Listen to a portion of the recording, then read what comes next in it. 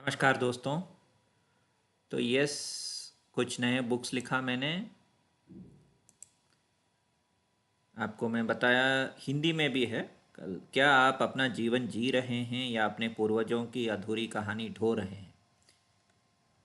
सो जो recent books हैं सब मेरे ड्रीम्स के बेसिस पे, इंट्यूशन जो मुझे डिकोड हुआ है।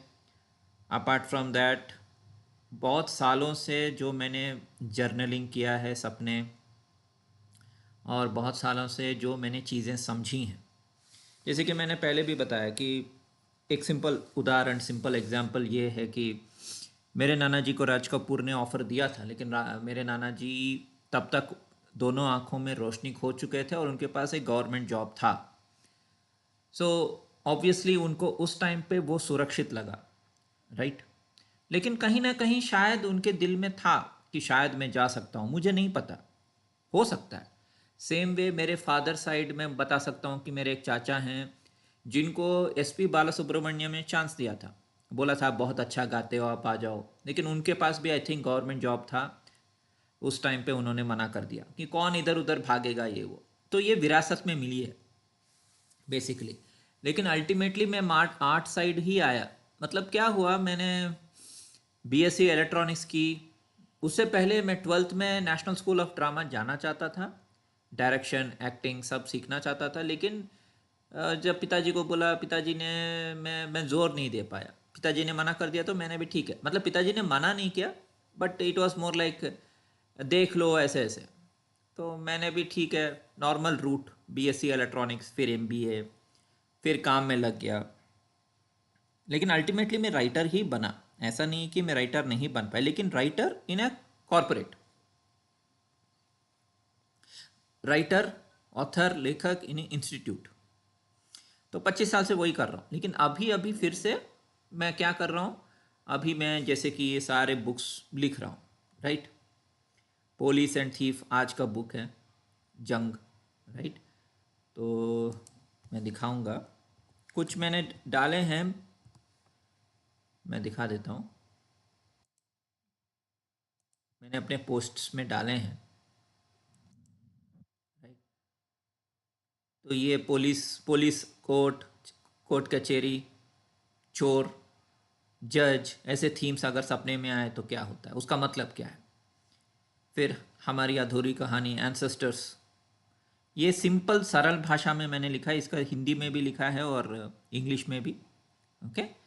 क्योंकि मेरे जो दूसरे बुक हैं वो थोड़े डेंस हैं, मतलब शायद लोगों को थोड़ा कठिन लगे, इसलिए मैंने एक सिंपल सा बुक लिखा है, हिंदी में और इंग्लिश में, दोनों में, ओके। तो उस बुक से मैं कुछ पढ़ के सुनाऊंगा आपको। हिंदी में ही है। क्या आप केवल आप ही नहीं हैं। हम में से अधिकतर लोग ये मानकर बड़े होते हैं कि हमारा जीवन हमसे ही शुरू होता है। हम सोचते हैं कि हमारे डर, हमारी हिचकिचाहट, हमारे निर्णय और हमारी सीमाएं केवल हमारे अपने अनुभवों का परिणाम है। ये बात पूरी तरह गलत नहीं है, लेकिन ये पूरी सच्चाई भी नहीं है। सच ये है कि हमारा जीवन शून्य से शुरू नहीं होता है, राइट। ये बहुत ही सिंपल हिंदी में मैंने, मतलब मेरे इंग्लिश बुक को हिंदी में ट्रांसलेट करवाया चैट जीपीटी से।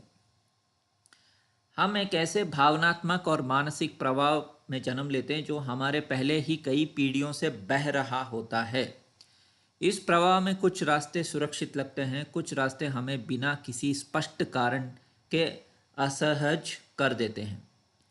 अक्सर हम नहीं जानते कि ऐसा क्यों होता है। बस भीतर से एक आवाज़ आती है, ठीक नहीं है, ये सुरक्षित नहीं है, ये रास्ता मत चुनो।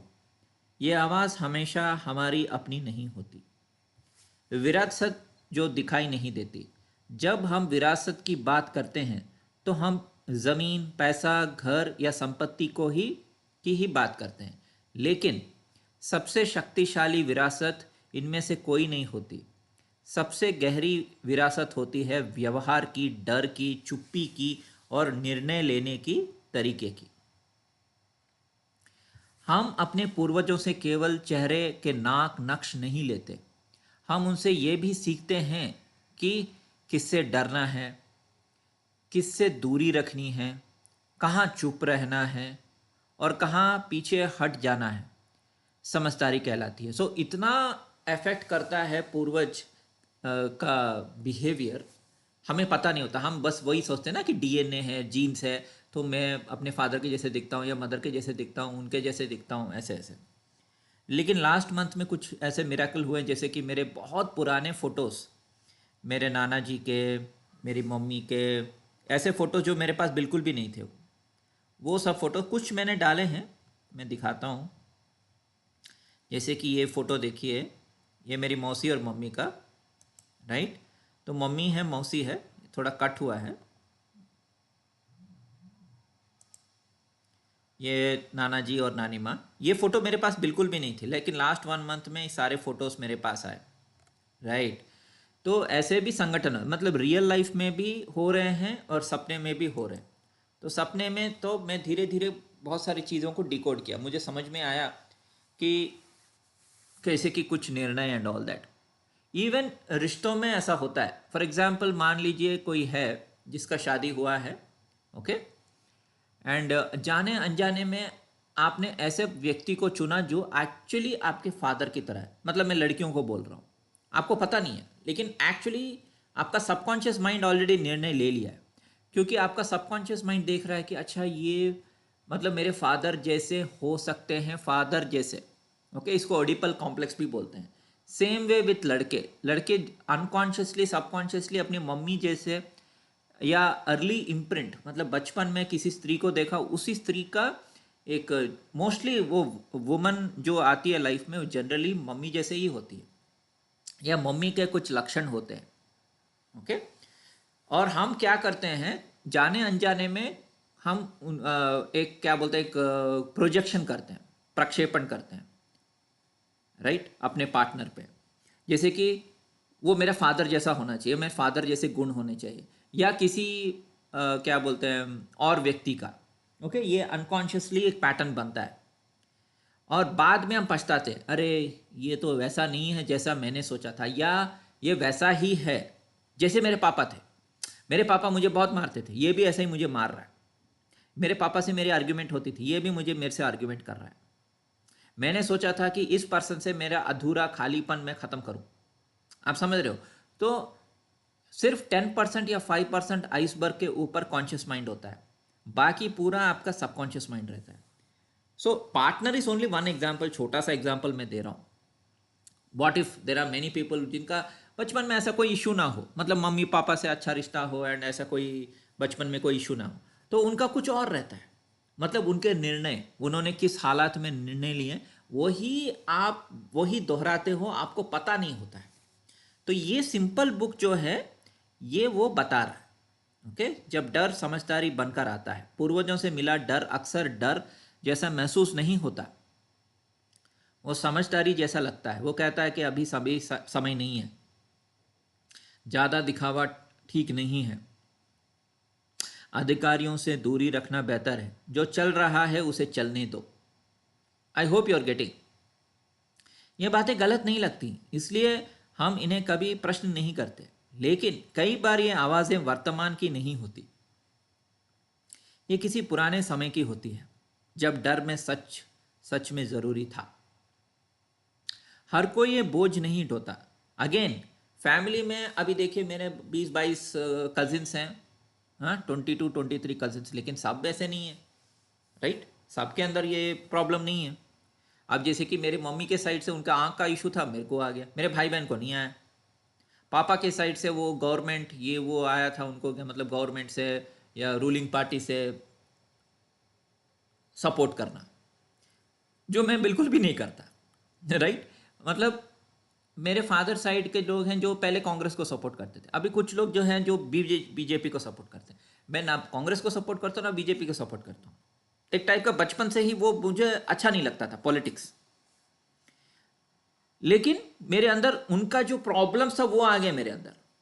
उनकी अच्छाई, क्या बोलते हैं, सक्सेसफुल लाइफ जो है, सब गवर्नमेंट जॉब में काम किया, सब ने अच्छा कमाया या अच्छे जॉब्स किए, लेकिन मुझे नहीं आया वो। लेकिन उनके अंदर जो खामियां थी वो आ गई मुझे, ये जैसे कि डर एंड ऑल दैट। कुछ लोग अधिक सोचते हैं, कुछ अधिक रुकते हैं, अधिक जिम्मेदारी महसूस करते हैं। अक्सर यही लोग ये सोचने लगते हैं कि उनमें से कोई कमी है।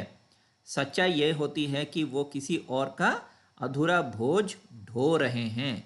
तो सबको अंदर नहीं आता, ये सिर्फ उनका आता है जिनका पितरीस होता है। मैं दिखाता हूँ, जैसे कि मैं अपना कुंडली ओपन कर रहा हूँ, मैं सिंपल एग्जांपल देता हूँ। सो D2 में जाए, पितरीस देखा, मेरा लगन पितरी में है, मून पितरी में है, मरकरी पितरी में, जुपिटर पितरी में, वीनस पितरी में है। सो पितरी मतलब पितृदेवता, एंड देवा मतलब अभी, प्रेजेंट टेंस, अभी जैसे रहना and all that. I hope you are getting it. Okay, लेकिन मैं इस बुक में कोई एस्ट्रोलॉजी नहीं लिखा, ये कॉमन मैन के लिए लिखा है मैंने, बहुत ही सिंपल सरल ऐसे। ठीक है, क्या हम विरासत में क्या लेते हैं, सिर्फ पैसा या संपत्ति नहीं। सो एक्सप्लेन किया एक एक करके, धीरे से मैंने एक्सप्लेन किया है, और इसका रेट भी मैंने 88 रुपीज़ रखा है। लेकिन अगर आप मुझे डायरेक्ट कांटेक्ट करेंगे जीमेल पे, तो मैं आपको इससे भी कम रेट में दूंगा। ठीक है, तो ये हैं चैप्टर्स। आप केवल आप नहीं हैं, विरासत में क्या लेते हैं, वो व्यक्ति जो परिवार का कहानी ढोता है, असमान या आकर्षण, छिपी चीज़ें, राइट, जब डर समझदारी बन जाती है, वे निर्णय जो लिया नहीं गया, एक्सेट्रा एक्सेट्रा एक्सेट्रा। हाँ, छोटा सा बुक है, तो मैं डिस्काउंट भी दे सकता हूँ। अगर 88 रुपीज़ आपको ज़्यादा लग रहा है तो मैं डिस्काउंट भी दे सकता हूँ। आप मुझे डायरेक्ट, मैं अपने डिस्क्रिप्शन में और कमेंट में partvinu@gmail.com डाल दूंगा। अगर आपको बुक चाहिए तो आप ले सकते हैं, कोई ज़ोर ज़बरदस्ती नहीं। Okay, this is only for दोस्त जिनको लगता है कि उनकी लाइफ रुकी हुई है या कुछ प्रॉब्लम है, ये वो ऐसे। ओके, सभी के लिए नहीं है। तो आजकल मैं वही बुक्स लिख रहा हूँ, एंड अपार्ट फ्रॉम दिस मैंने और भी बहुत बुक्स लिखे हैं, मैं दिखा देता हूँ। तो जैसे कि पोलिस ड्रीम, तो आज का मेरा बुक था जो मैंने लिखा है, पब्लिश भी हुआ, पुलिस और चोर, कोर्ट कचहरी, ये सब अगर सपने में आ रहे हैं, इसका क्या मतलब है, पुलिस का मतलब क्या है। ठीक है, हिंदी में चाहिए तो मैं इसको ऑटो ट्रांसलेट करके दे सकता हूँ, लेकिन टाइम लगेगा। ठीक है, माइक्रोसॉफ्ट वर्ड ठीक से ट्रांसलेट नहीं करता, गलत करता है, इसलिए चैट जीपीटी को यूज़ करना पड़ता है और अच्छे से ट्रांसलेट करके देना पड़ता है, इसलिए वो टाइम लगेगा, इमीडिएटली नहीं दे सकता हिंदी में। ठीक है, पुलिस इन साइकोलॉजी, थीफ, चोर। Okay, basically it is about law, Dharma. Police और चोर अगर सपने में आ रहे हैं तो इट इज़ अबाउट धर्मा। ठीक है, and apart from that toilets बार बार आते हैं, टोटे टॉयलेट्स। हाँ, शिट आ गया सपने में, टॉयलेट आ गए, ब्रोकन टॉयलेट आ गया, बाथरूम आ गया। There is a distinction of course, अगर मतलब बाथरूम वॉशरूम अलग है, जहाँ नहा रहे हैं वो अलग है, देन टॉयलेट अलग है। ठीक है, और भी कोई बुक्स हैं, 12 राशि, ये वो, एंड सम रिबेल बुक्स भी लिखा है मैंने, वो तो मेरा नेचर है कि फाइट अगेंस्ट सिस्टम। सो जैसे Neo and art of not fighting. So Neo ये मैट्रिक्स सीरीज़ के ऊपर बेसिस पे मैंने ये बुक लिखा है। ठीक है, ठीक है दोस्तों, I think that's it. Thank you very much, have a nice day.